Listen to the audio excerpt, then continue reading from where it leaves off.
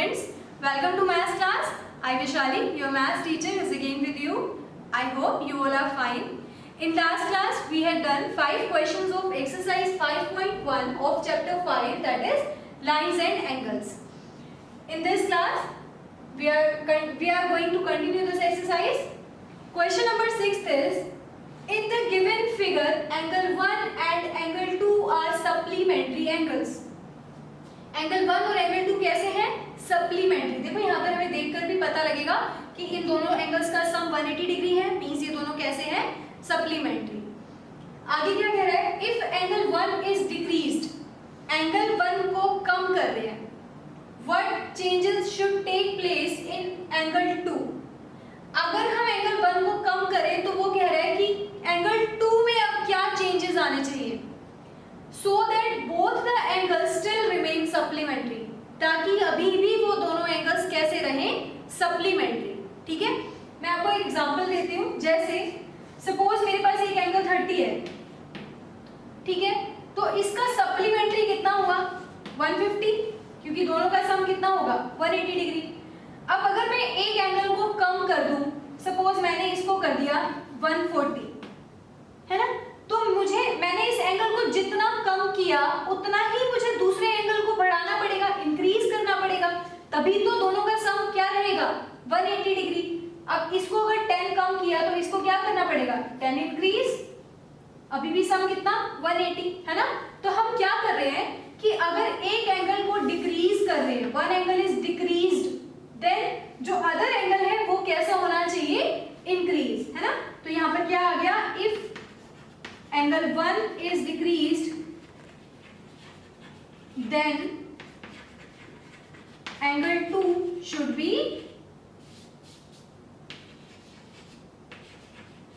increased. ठीक है, अगर एक एंगल को हम कम कर रहे हैं तो दूसरा क्या होगा? ज्यादा. क्लियर? बस हमने यहाँ पर इतना ही बताना था. आई होप आपको ये क्वेश्चन समझ आया है. नेक्स्ट है 7th question. Can two angles be supplementary if both of them are? क्या कोई दो एंगल्स सप्लीमेंट्री हो सकते हैं? Supplementary means sum 180 degree.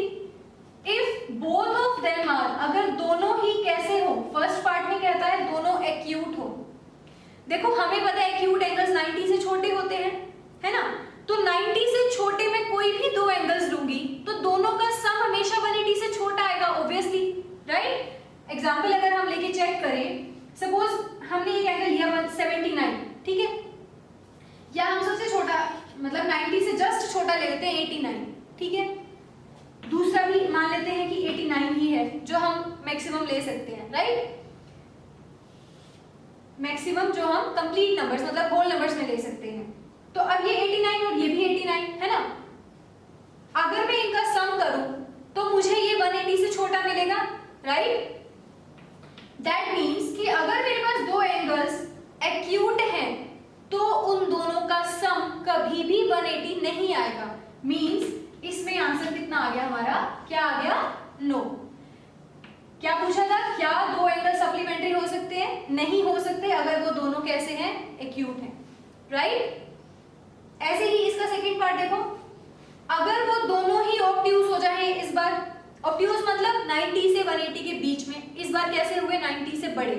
जब दोनों ही 90 से बड़े हैं तो सम 90 से बड़े दोनों एंगल्स का सम करेंगे तो ऑब्वियसली वो कैसा आएगा? 180 से बड़ा. मींस 180 नहीं आएगा. तो इस केस में भी हमारा आंसर क्या हो गया? नो. ठीक है, क्योंकि हमें सम कितना चाहिए? 180 डिग्री. नेक्स्ट है राइट. अगर राइट है तो होंगे, क्यों? क्योंकि 90 प्लस 90 हमें पता है क्या होगा? 180 डिग्री. तो इसका आंसर यस.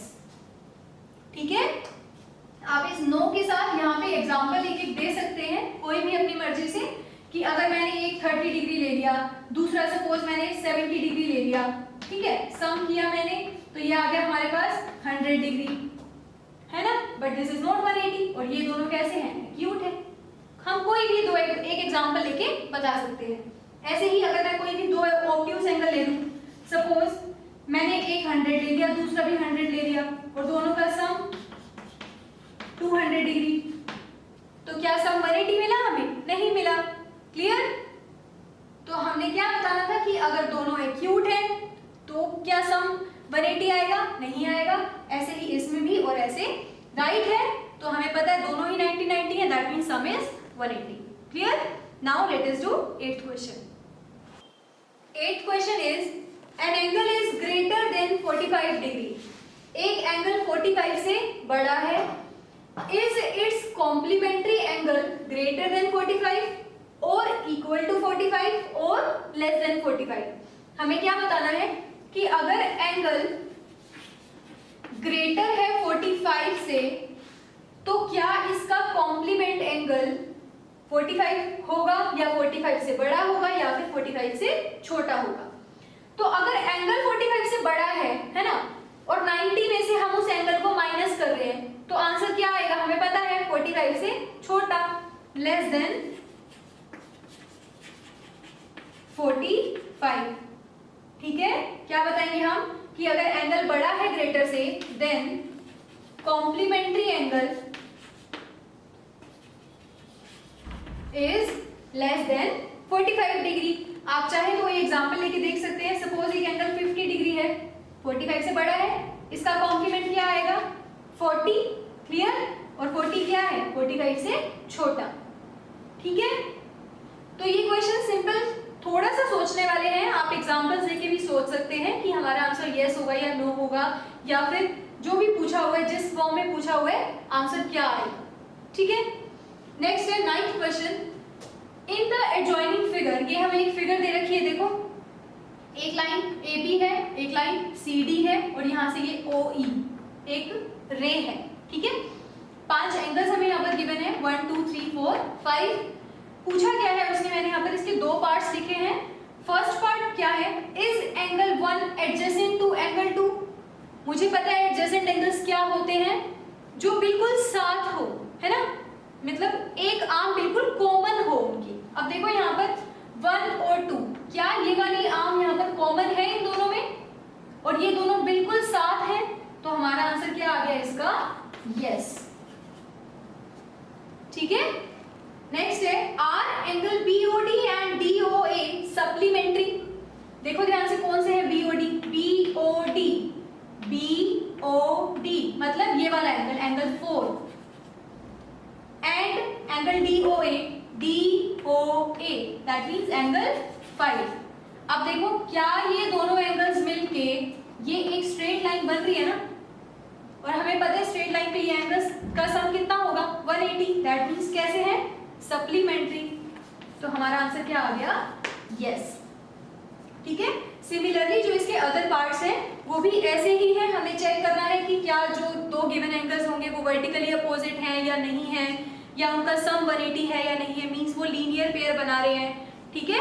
तो ऐसे ही हम इसके बाकी पार्ट्स ट्राई कर सकते हैं।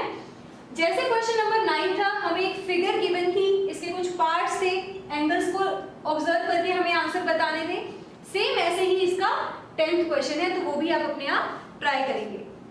अगर आपको कोई भी प्रॉब्लम हो तो आप मुझसे कंसल्ट कर सकते हैं। In next class we will continue this exercise and will do next questions. Thank you students.